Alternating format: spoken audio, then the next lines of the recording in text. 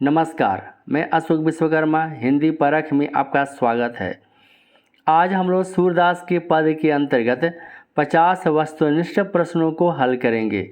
यदि आपने सूरदास के पदों की व्याख्या से संबंधित वीडियो नहीं देखा है तो डिस्क्रिप्शन में लिंक दिया हुआ है, वहां से आप देख सकते हैं। सूरदास के चारों पदों की व्याख्या का वीडियो और इस 50 वस्तुनिष्ठ प्रश्नों को हल करने के बाद इस टॉपिक से परीक्षा में चाहे जैसा भी प्रश्न आएगा, आपसे एक भी सवाल मिस नहीं होगा। यह वीडियो कक्षा 10वीं के विद्यार्थी और झारखंड पुलिस प्रतियोगी परीक्षा की तैयारी करने वाले विद्यार्थियों के लिए काफ़ी उपयोगी है। पहला प्रश्न है, सूरदास किसके शिष्य थे? वल्लभाचार्य, गोसाई विठलनाथ, नंददास, माधवाचार्य। सही उत्तर है वल्लभाचार्य। दूसरा प्रश्न है, पुष्टि मार्ग के प्रवर्तक आचार्य कौन हैं? सही उत्तर है वल्लभाचार्य। सूरदास हिंदी साहित्य के किस काल के कवि हैं? तो सही उत्तर है भक्ति काल के कवि हैं सूरदास। सूरदास का जन्म कब हुआ था? सही उत्तर है सूरदास का जन्म 1478 ईस्वी में हुआ। सूरदास का जन्म कहाँ हुआ था? सूरदास का जन्म रूनकता में हुआ था। रूनकता यानी रेणुका, जो मथुरा के निकट एक क्षेत्र है, रेणुका क्षेत्र या रूनकता क्षेत्र। सूरदास का जन्म स्थान डॉक्टर नागेंद्र ने किस स्थान पर माना है? सही उत्तर है सीही। डॉक्टर नागेंद्र के अनुसार सूरदास का जन्म स्थान सीही है, जो दिल्ली के निकट है। अगला प्रश्न है, विभिन्न मान्यताओं के अनुसार सूरदास का जन्म कहाँ हुआ था?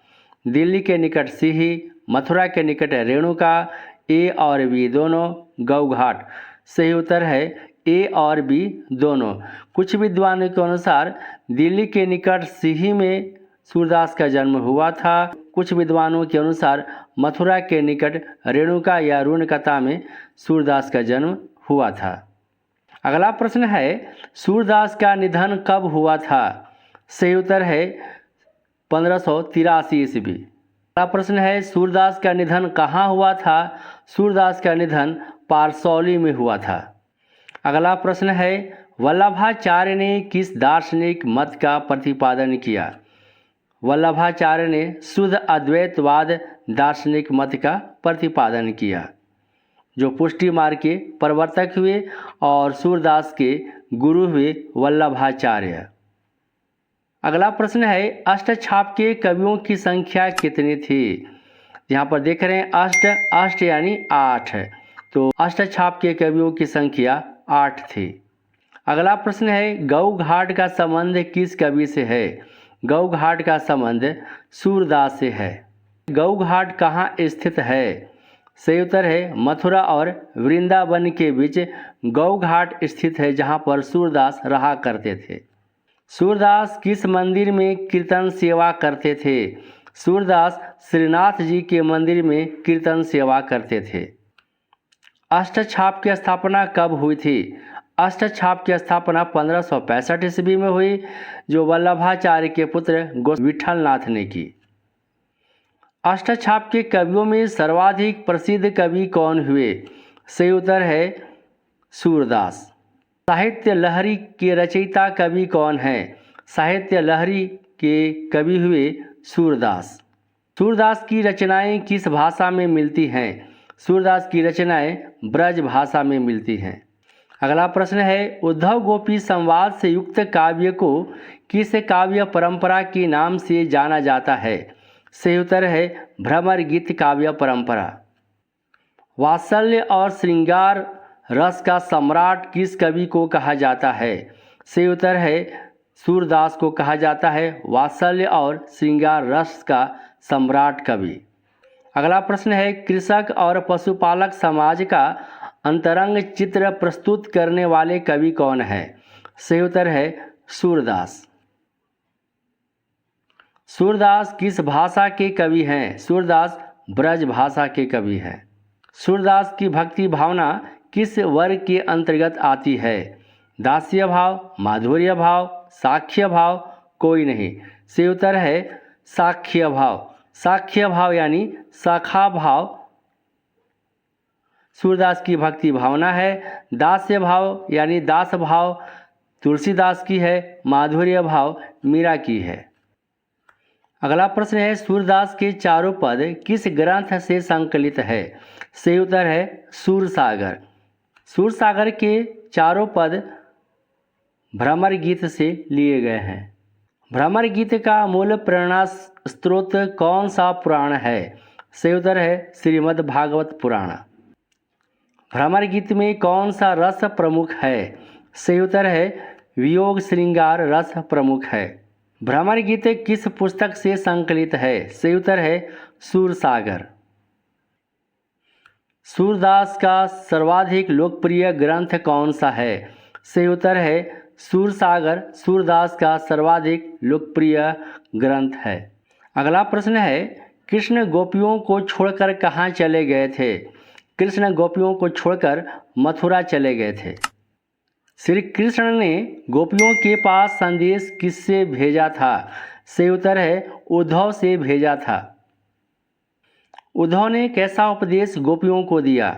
सही उत्तर है निर्गुण ब्रह्म एवं योग का उपदेश उद्धव ने गोपियों को दिया था। गोपियाँ ज्ञान मार्ग की बजाय किस मार्ग को पसंद करती हैं?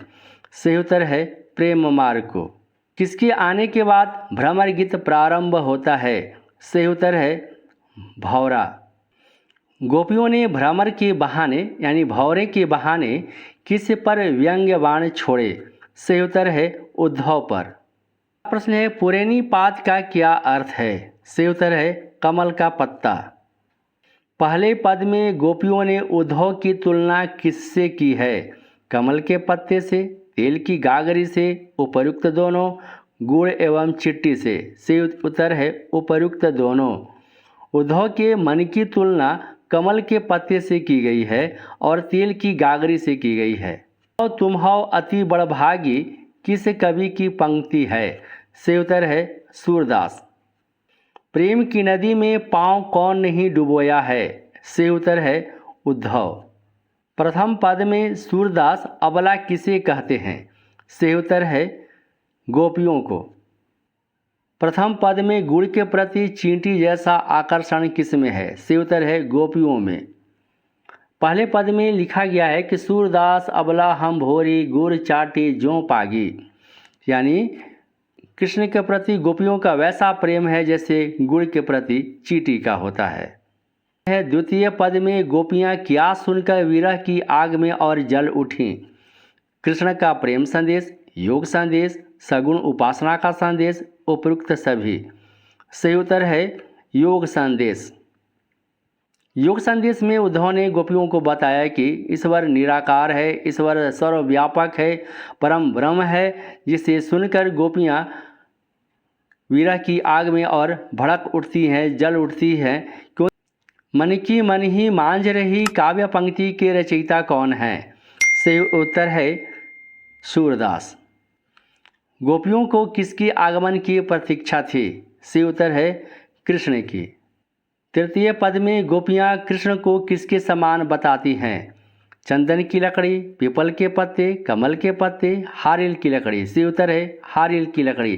तीसरे पद में गोपियाँ कहती हैं कि हमारे हरी हारिल की लकड़ी मन क्रम वचन नंद नंदन और यह दृढ़ करी पकड़ी। यहाँ पर सही उत्तर होगा हारिल की लकड़ी। अगला प्रश्न है गोपियों को योग संदेश को किसके समान प्रतीत होता है? सही उत्तर है कड़वी ककड़ी के समान प्रतीत होता है। सुनत जोग लागत है ऐसो ज्यों कड़वी ककड़ी, यानी योग संदेश सुनकर ऐसा लगता है जैसे कड़वी ककड़ी हो। अगला प्रश्न है गोपियाँ किस प्रकार के व्याधि को अब तक नहीं देखी और सुनी है? सही उत्तर है योग संदेश। चौथा पद में मधुकर किसे कहा गया है? शहद को, भौरा को, उद्धव को, बी और सी दोनों। सही उत्तर है बी और सी दोनों। मधुकर का अर्थ भौरा है और उद्धव भी है। अगला प्रश्न है गोपियाँ उद्धव के माध्यम से कृष्ण को किस धर्म के पालन की याद दिलाती हैं? सही उत्तर है राजधर्म। राजधर्म तो यह सूर्य जो प्रजा न जाहि सताए।